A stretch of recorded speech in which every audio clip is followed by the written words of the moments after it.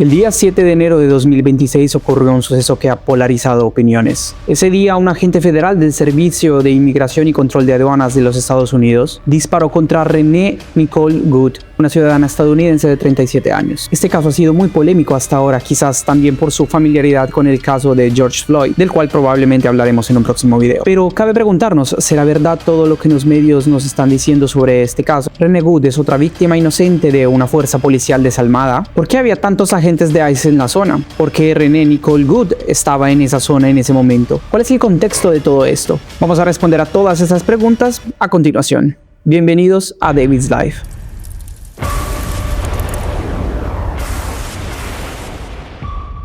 El 7 de enero de 2026, alrededor de las 9 de la mañana, en una calle residencial nevada de South Minneapolis, agentes de ICE estaban realizando una operación de aplicación de inmigración enfocada en arrestar a inmigrantes ilegales convictos de crímenes graves. Según los reportes oficiales del Departamento de Seguridad Nacional, uno de los objetivos era un ecuatoriano buscado por asesinato y asalto sexual, entre otros convictos similares. Esta operación era parte de la iniciativa más amplia para deportar criminales, con datos del DHS indicando que el 70% de los arrestos de ICE involucran a convictos o acusados de crímenes serios, como en Minnesota, donde ICE ha arrestado a más de 400 criminales, incluyendo pedófilos. Renee Nicole Good, de 37 años, una ciudadana estadounidense originaria de Colorado Springs, quien había vivido en Missouri y recientemente se había transferido en Minneapolis, acababa de dejar a su hijo de 6 años en la escuela. Se encontraba en su auto, una Honda Pilot SUV, con su esposa no legal, después les comentaré por qué este dato es importante, Becca Good.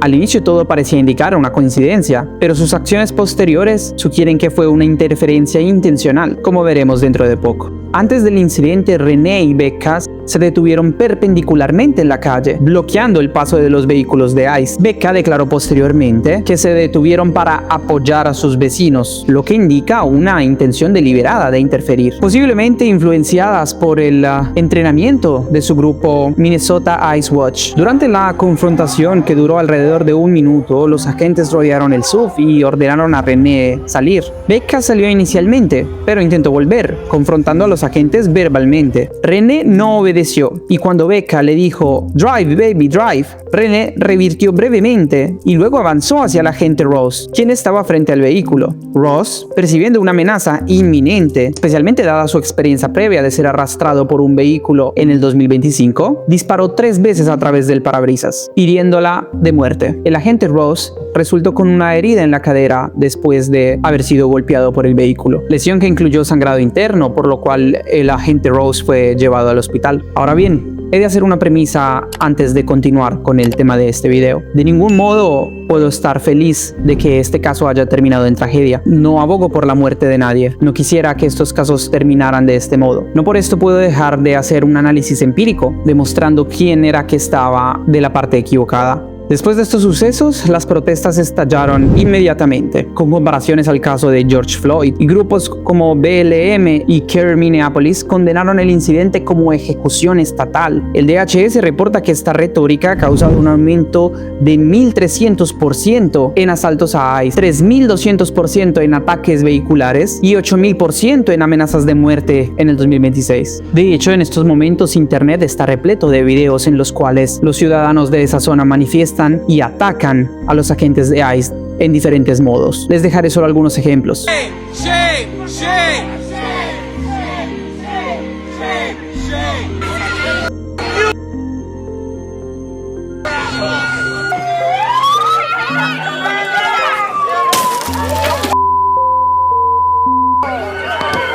They're fighting back to protect their vehicles. Now they throw the smoke bomb back down.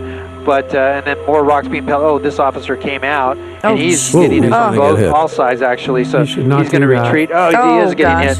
Boy, they're just raining down those rocks. He made it back safely. But look at this. This is savage.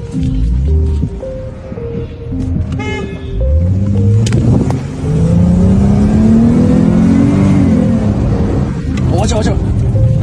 Cancelled. Fuck you! Shoot! Chill, bro. Shoot! Nah, You nigga. fucking pig! Shoot! Right now! Chill, bro. Shoot!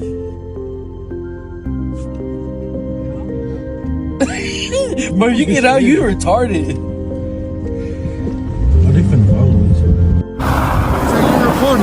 We're here to arrest a child sex offender.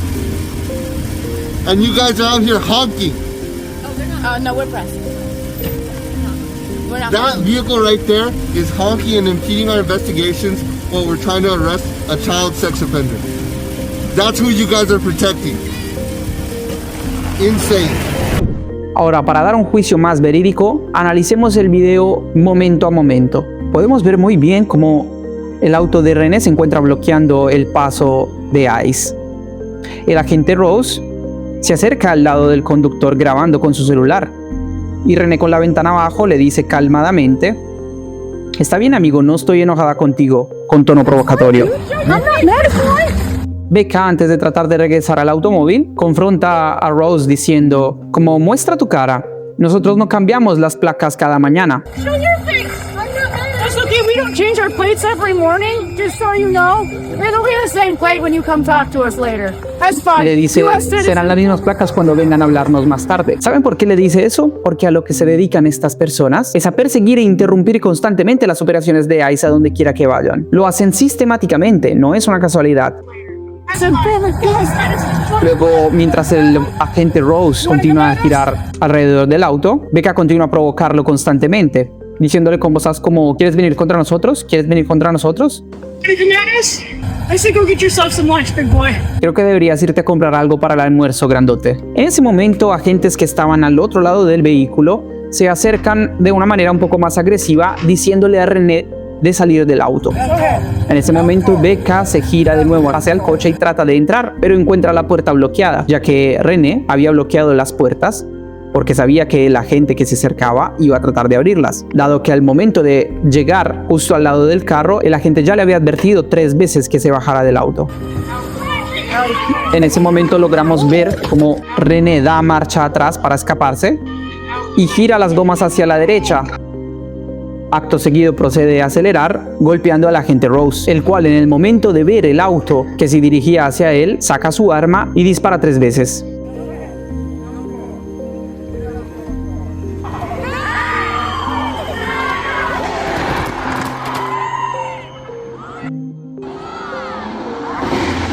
En el momento en el cual René decide de dar retromarcha con sus gomas mirando hacia la izquierda, el auto termina encontrándose de frente al agente Rose. Acto seguido se ve, si analizamos momento por momento, cómo las ruedas del auto giran y se posicionan justo en la dirección en la que está el agente Rose, el cual solo en ese momento saca su arma. Right there.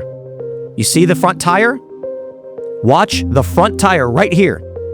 The wheels are pointed left and she accelerates. The wheel spins out on ice with the wheels pointed at the officer, having spun out already, meaning the officer can hear the engine rev with it pointed at him. He draws his weapon.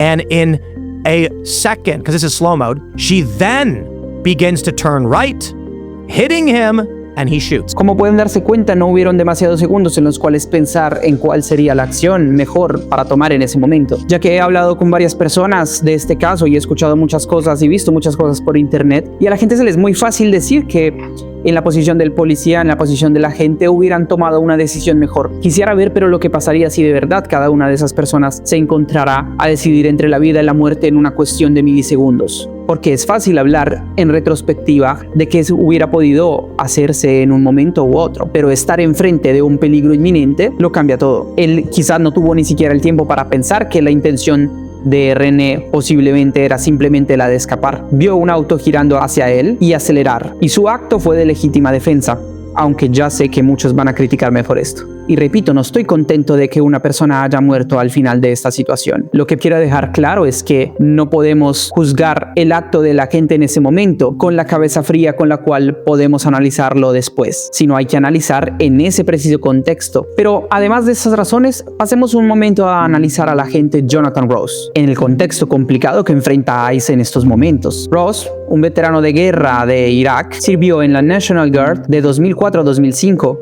como gunner en la Headquarters Company, recibiendo medallas. Salió del Guard en el 2008 y ha servido a ICE por más de 10 años, desde el 2015 como Deportation Officer en Minnesota. Pero en julio de 2025, hace solo unos meses, Ross fue arrestado por casi 100 yardas por Roberto Carlos Muñoz, un inmigrante ilegal mexicano convicto de asalto sexual a menor y asalto doméstico. Durante el arresto, el brazo de Ross quedó atrapado en la ventana del vehículo. Usó su taser mientras era arrastrado, sufriendo un corte en el brazo derecho que requirió alrededor de 30 puntos y uno en la mano izquierda que requirió alrededor de 13 puntos, más abrasiones en la rodilla, codo y cara. Y es que según las directrices del Departamento de Seguridad Nacional, un oficial tiene permiso para disparar un arma contra un vehículo en movimiento si representa una amenaza inminente. Quizás Ross dudó en el caso de julio de 2025 y habiendo ya pasado por esa experiencia, no dudó ni un momento en actuar en el caso de René. Así que nuevamente, juzgar su posición se nos hace muy fácil desde aquí. Ahora bien, ampliemos mucho más el contexto de esta situación para poder entender mejor por qué habían tantos agentes de ICE en lo específico en esa zona y por qué había tanta hostilidad contra ICE. ICE estaba en la zona del sur de Minneapolis, específicamente en el barrio central, porque formaba parte de una operación masiva a nivel ciudad contra la comunidad somalí, la más grande de Estados Unidos. Todo empezó por acusaciones de un fraude millonario en centros de cuidado infantil operados por somalíes, impulsadas por un video viral de un youtuber conservador. Nick Shirley básicamente acusaba a varios centros de recibir millones en subsidios federales y estatales sin tener niños ni operar realmente. Esto se usó para justificar una operación masiva de ICE llamada Operation Metro Search, con miles de agentes desplegados para investigar fraude, contrabando humano y empleo ilegal, lo que llevó a cientos de arrestos por crímenes serios como tráfico de drogas y abuso infantil. El gobierno de Trump congeló los fondos federales al Estado, mandó miles de agentes para investigar el fraude, smuggling y deportaciones, y eso generó una tensión enorme en barrios con muchos somalíes y latinos, sobre todo considerando que la retórica que vende la izquierda acerca de las fuerzas anti-inmigración es la de que son simplemente una serie de racistas represivos que tratan de